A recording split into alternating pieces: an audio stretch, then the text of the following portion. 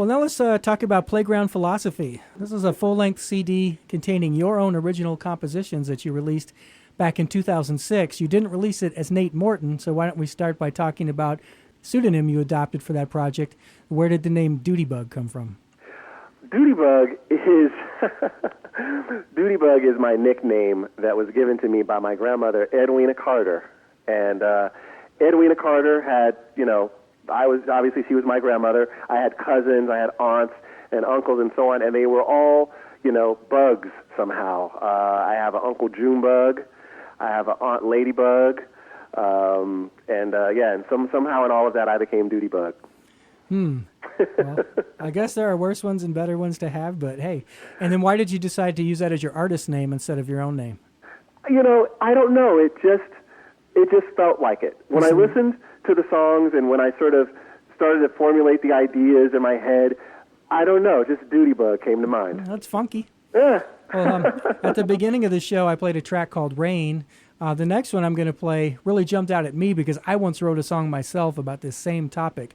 Mine was called Cold Caller. Yours is called Stop Calling My Home. Yeah. There was a time when I was constantly being called both at home and work by all these random solicitors. It was just completely out of hand for a while. It really had truly, not exaggerating, it reached epidemic proportions.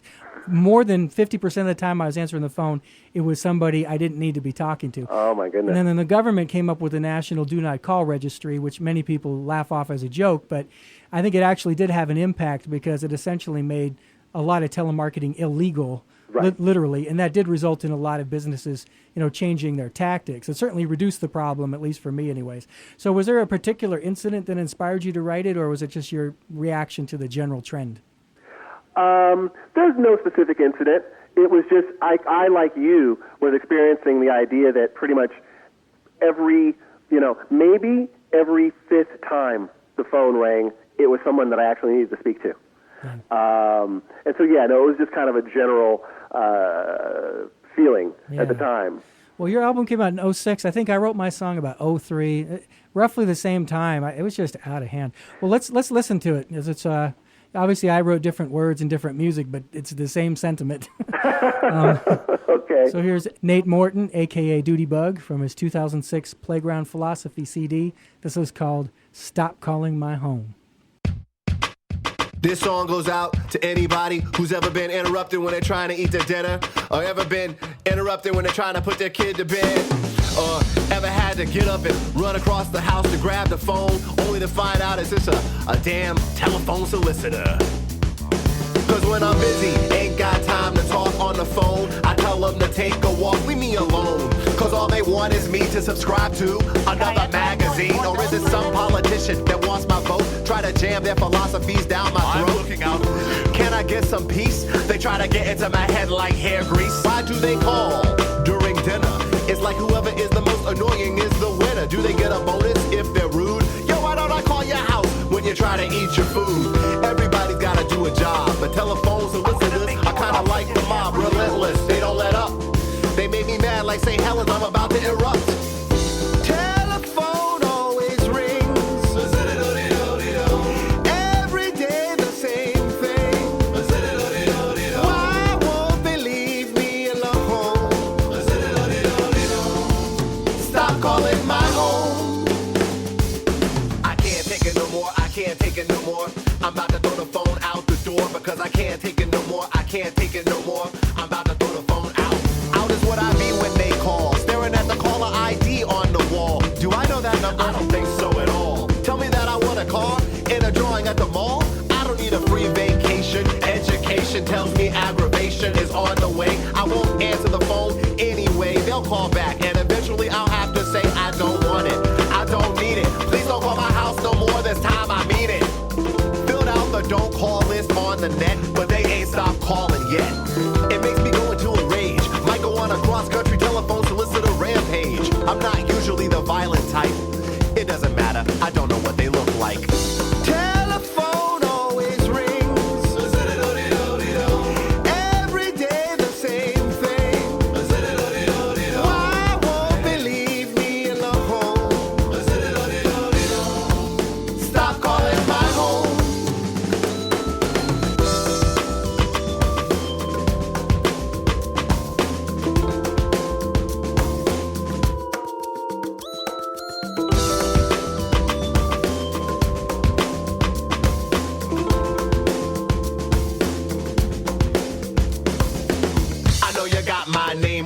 is that you call? Looking at the numbers on the wall, should I be rude and just hang up?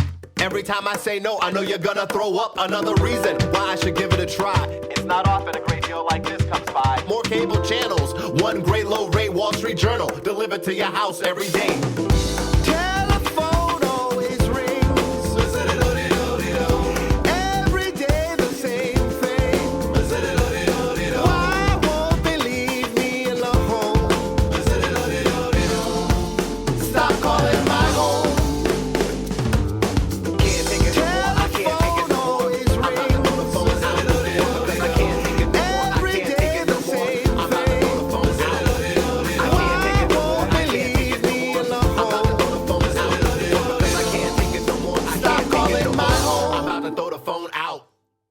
Well, while a lot of your tracks do contain elements of humor, you've also got some more serious ones on there as well. The next one I want to play is called Figure It Out.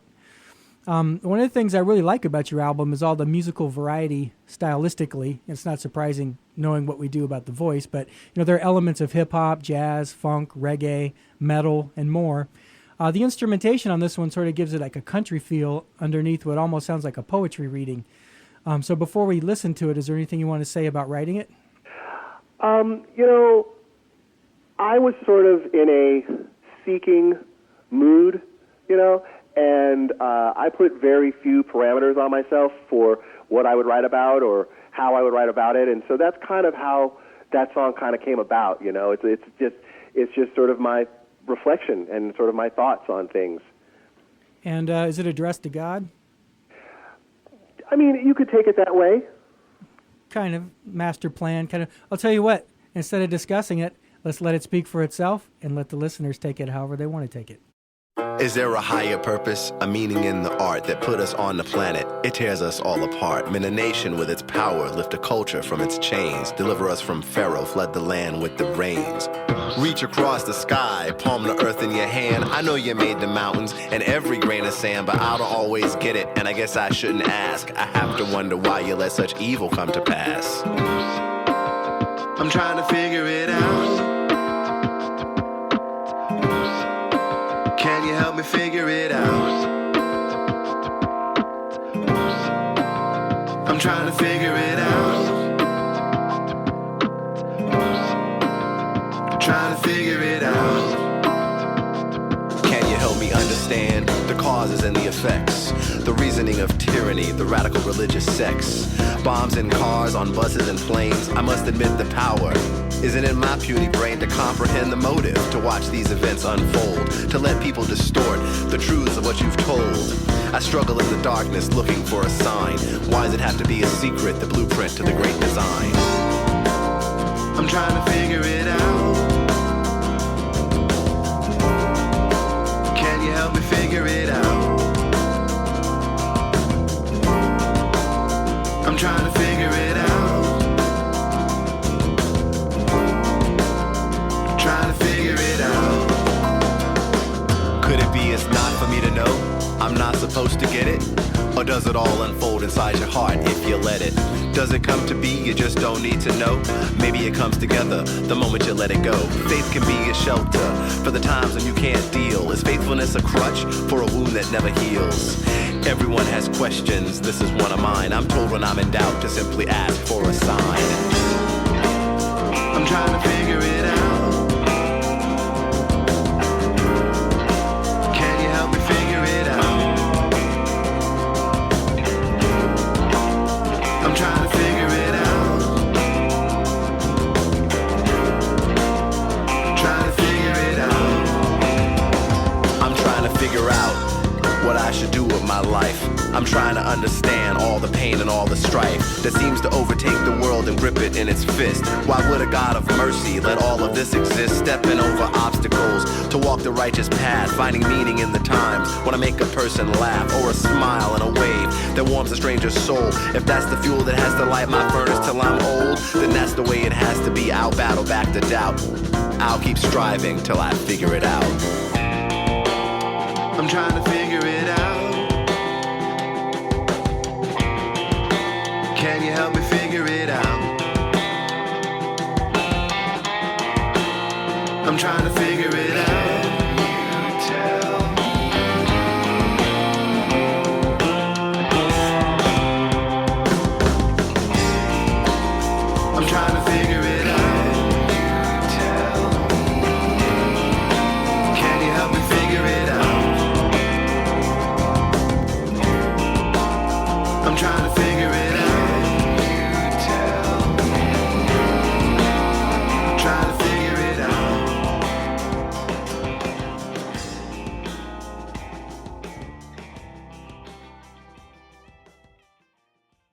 Well, it's been over 7 years since you recorded that, so let me ask you this.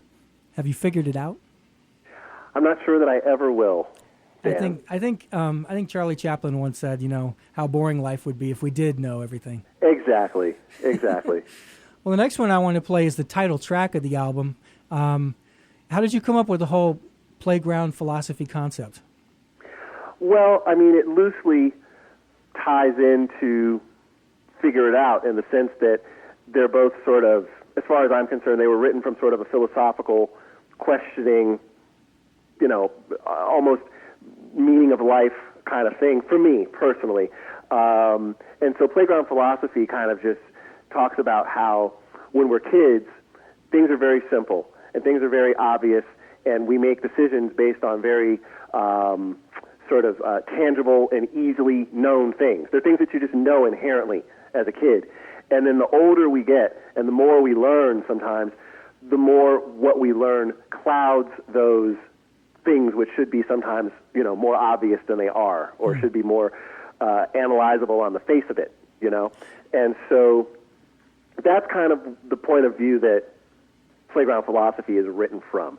It's basically written from the point of view of how much simpler things would be if we could see things through the eyes of a child more frequently. And how does that relate to the artwork? Because you've got black and white images of people of different sizes lined up to go on some swings. You've got an adult with an umbrella, and it's kind of weird because people aren't seeing it as we describe it. But how are you relating that album cover to the concept? Well, the the umbrella is a reference to the track Rain. Yeah. And you have a businessman in line to ride or to get on the swing set, because one of the lines in Playground Philosophy is the line for the swing set is single file. Everyone gets a turn after a while. In other words, it's very simple. Everyone gets an opportunity. Everyone should have the opportunity.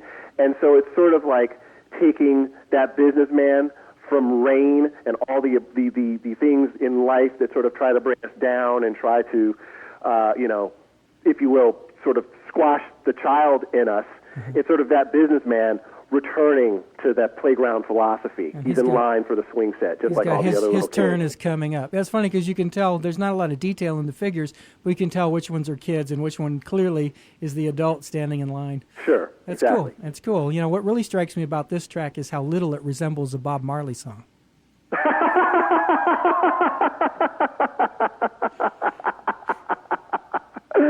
Yes. Well, my friends, I have a lot of Caribbean friends, and when they heard that, one of them was prompted. One of them said, "So, Nate, is that the Bob Marley plug-in on your voice?" Do you actually book the I3s for that? I wish I could have. Well, it's close enough. I'll tell you, we've talked enough about it. Let's let everybody hear this masterpiece. It's Playground Philosophy from the album of the same name.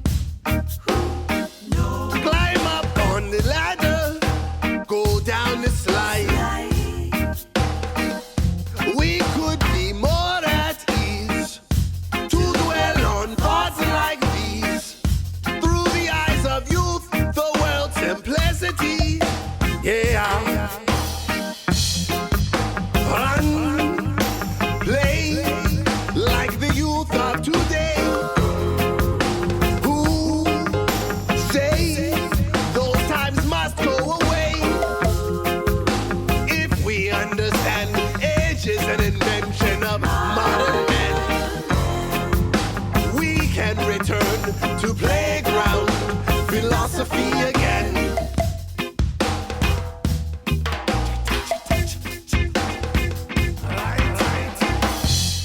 Playground philosophy on a global scale.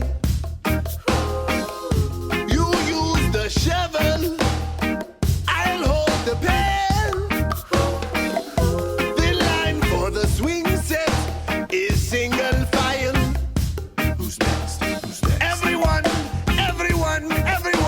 return after a while.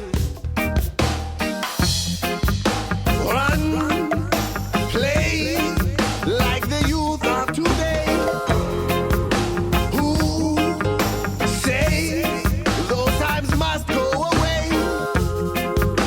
If we understand the age is an invention of modern man, we can return to playground philosophy again. Details, attention to simple things. What seems inconsequential should be taken very seriously. On matters of perilous fate, we should not meditate, or we will be crushed by the world's weight.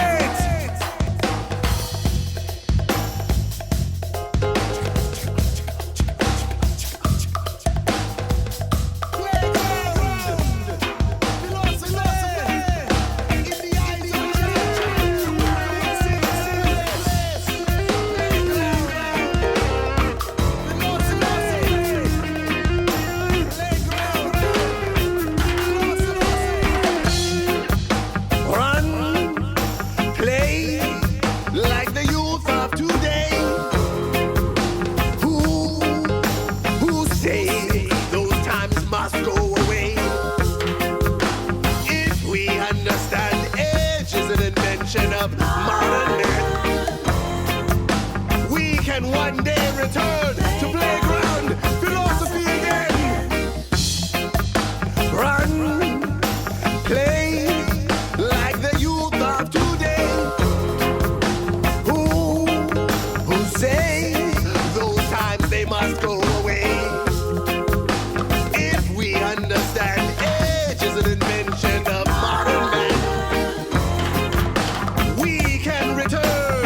let's all return to playground philosophy again. Playground philosophy, equality.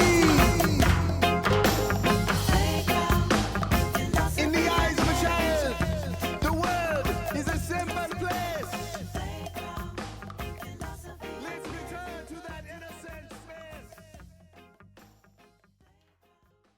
Well, at the beginning of the show, I mentioned asking Lee Sklar if he ever found himself secretly wishing Jeff Porcaro or Russ Kunkel was playing on a session with him.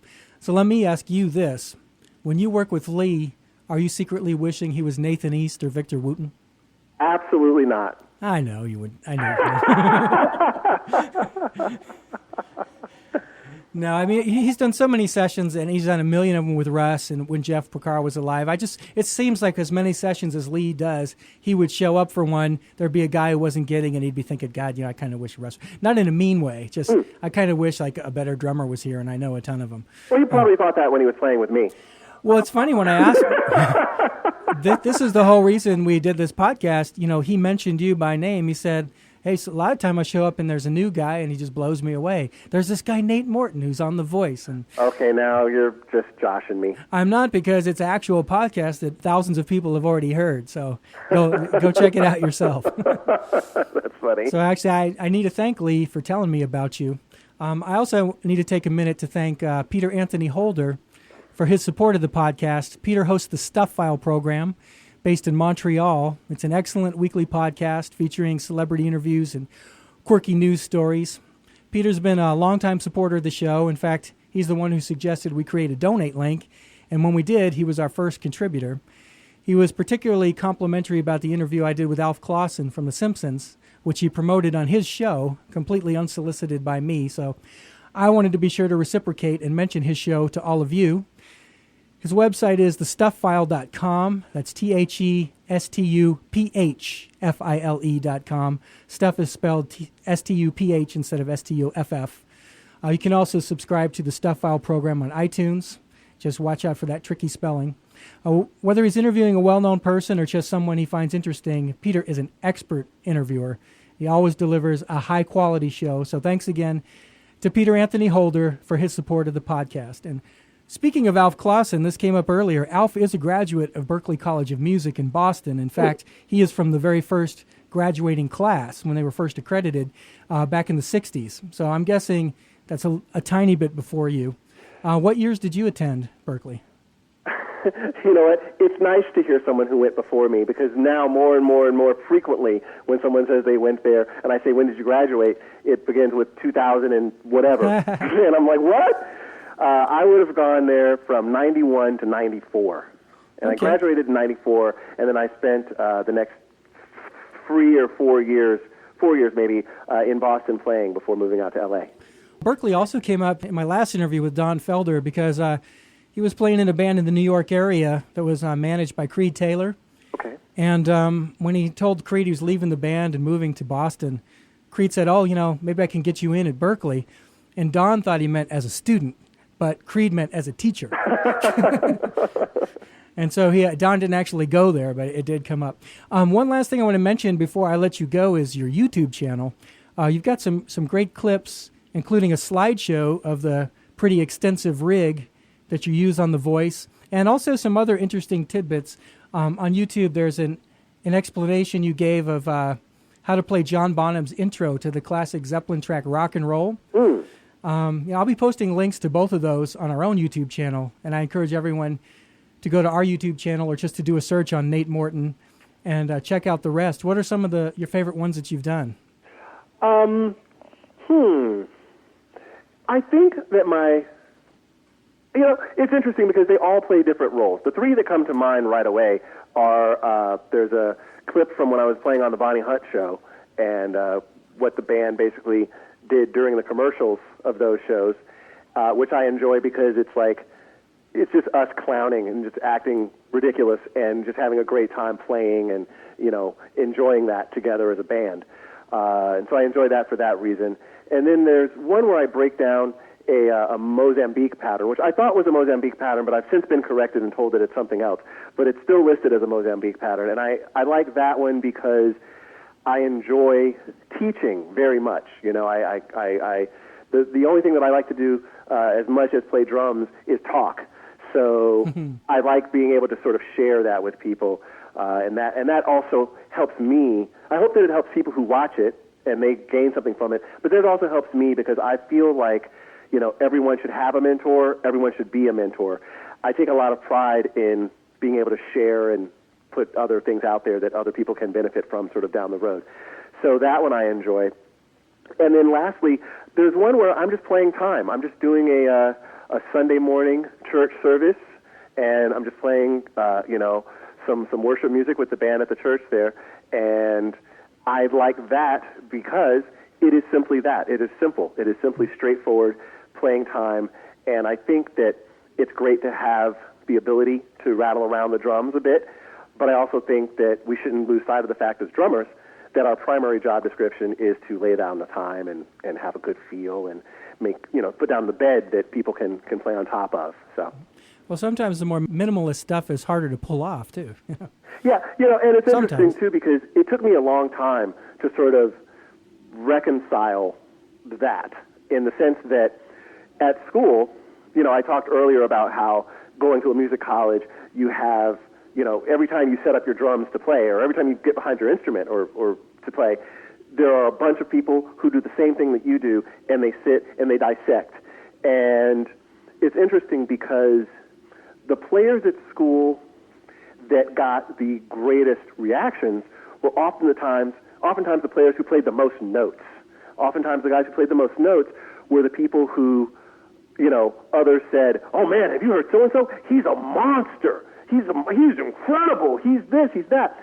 But out on the scene, like actually playing gigs in Boston, it was the older musicians who would say to me as a drummer, hey, listen, if you want to work the rest of your life and you want to be in demand and you want to have gigs and you want to tour and you want to play and record, focus on time, feel, pocket. That's what will make you, a working drummer. So it took me a while to sort of realize and sort of reconcile those two things because on the one hand, you want to work and you want to be, a professional musician, but it's also, you also aspire to be the guy that people go, ooh, he's a monster. He's a monster.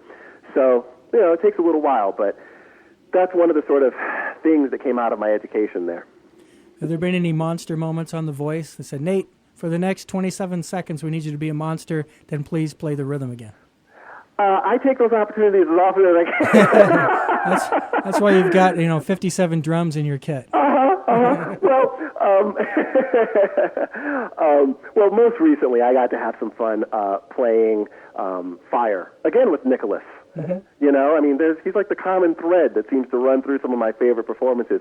But we played the Jimi Hendrix tune Fire, and it's actually a tune that prior to the show, when I would do drum clinics, it's a tune that I would pull out and use as a play-along track in drum clinics. So I was pretty familiar with it, and I was pretty comfortable overplaying on it. Mitch Mitchell just goes nuts on that one. I actually thought you showed a lot of restraint in that performance. Oh, yeah? Oh, good. You'd be the only one. No, Paul Merkovich, our musical director, doesn't think I showed a lot of restraint. Well, you can't. This is not a song you have to go nuts on that song because it's the way it is. I actually listened specifically for that. I said, oh, wow, this is like the all-time, like Animal from the Muppets. This is the all-time go nuts on the drum one. So I thought, wow, it was busier than you usually do, but I thought, wow, that was pretty restrained. Dan, I agree with you. Well, Nate, I want to thank you for taking the time to talk to me about your experiences on The Voice and your own music. You're obviously an insanely busy guy, to say the least, so I really appreciate it. Dan, the pleasure has been mine. Thanks for having me on, and I look forward to chatting with you again in the future. Sounds great. Season 4 of NBC's The Voice is scheduled to premiere on March 25th, 2013. I encourage everyone who hasn't seen it yet to tune in and give it a try, particularly considering that you now know way more about the show's drummer than the vast majority of its millions of viewers who, compared to you, just haven't got a clue. I'm going to close the show now with my personal favorite track from Playground Philosophy. This one involves food, specifically desserts and dieting. I encourage everyone to get Nate's album because in addition to all the great tracks I've played today, there are just as many equally great ones that I didn't have time to play, and you're not going to want to miss that. It's Dootybug, Dootybug, all one word, and the album is Playground Philosophy. It is on iTunes. This podcast was recorded at Mojo Recording Studio in Phoenix, Arizona. As always, it was engineered by Mike Post. Once again, I want to thank Nate Morton, Lee Sklar, and Peter Anthony Holder. Thank you for listening, and we'll see you next time. You on this new diet? Yo, let me tell you about it. Because now just last week I weighed 404, down from the week before. When I weighed a little more than that, you might call me fat. But now I'm on a plan to success and I weigh a little less. You better watch out for falling weight, cause pounds are dropping at a crazy rate. My friends wanna know how it's done, and I just say, would you pass the honey buns this way? It's a miracle to them, cause they don't understand how a man can lose weight eating whipped cream out of a can. It's easy, I'll give you the secret. If it's healthy or nutritional, I don't eat it. I know it sounds whack, but it's a proven fact. 2,000 calories a day, don't have to taste like a burlap sack. Get them in a shake or some ho-hos, or in a bowl of chocolate chip cookie dough. On dessert diet, think you better try it. Saw it in an infomercial, then I had to buy it. The on dessert diet, on a sugar high, it'll give you so much energy, you bring the back to try it. On dessert diet, think you better try it. Saw it in an infomercial, then I had to buy it. The on dessert diet, on a sugar high, it'll give you so much energy, you bring the back to try. On dessert diet. Yo, I'm on an all dessert diet. When I go out to eat, I don't like the aggravation. Skip the dinner, go straight to the sweet sensations. Carrot, German, or chocolate, a pound cake. I even like the kind with the coconut flakes. And I've got a different American dream. On every dinner table, I want some apple pie and ice cream. In the freezer, a couple Snickers bars froze. In the fridge, a bag of Oreos. You can call me crazy, you might call me dumb. Muscle mass, I ain't got none. But it's okay, cause I'm almost back to high school weight. Or would you put another donut on my plate? Nutritional freaks, you better leave me alone. All the food you eat tastes just like styrofoam. And the NutraSweet is saccharine, I ain't with it. You better put some sugar in it. I'm on the all-dessert diet. Think you better try it. Saw it in an infomercial, then I had to buy it. The all-dessert diet, on a sugar high. It'll give you so much energy, your friends will beg to try it. All-dessert diet, think you better try it. Saw it in an infomercial, then I had to buy it. The all-dessert diet, on a sugar high. It'll give you so much energy, your friends will beg to try. Call now. Results are 100% guaranteed, and operators are standing by. I love to eat out. Dessert is what it's all about. They look so yummy, they make me want to scream and shout. The way to my heart, take me to a restaurant. They got every kind of sweet thing you could possibly want. At Bob's Big Boy, I order the hot fudge cake, but the key lime pie is where it's at CPK. Strawberry sundae at McDonald's ain't no peril. I tear up some peach cobbler at Cracker Barrel. Mexican places have the ice cream fried, not like the way they serve it on my Denny's cherry pie. Wound up over Taco Bell cinnamon twist, and Friday's gotta have an Oreo cookie sandwich. Wendy's Frosties are totally out of sight. Might have to have an Uno's brownie roll tonight. When I ain't got no money, even that's okay. I go to Bennigan's and tell them it's my birthday. I'm on the all-dessert diet, think you better try it. Saw it in the infomercial, then I had to buy it. The all-dessert diet, on a sugar high. It'll give you so much energy, your friends are back to try it. All-dessert diet, think you better try it. Saw it in the infomercial, then I had to buy it. The all-dessert diet, on a sugar high. It'll give you so much energy, your friends are back to try it. All-dessert diet, think you better try it. Saw it in the infomercial, then I had to buy it. The all-dessert diet, on a sugar high. It'll give you so much energy, your friends are back to try it.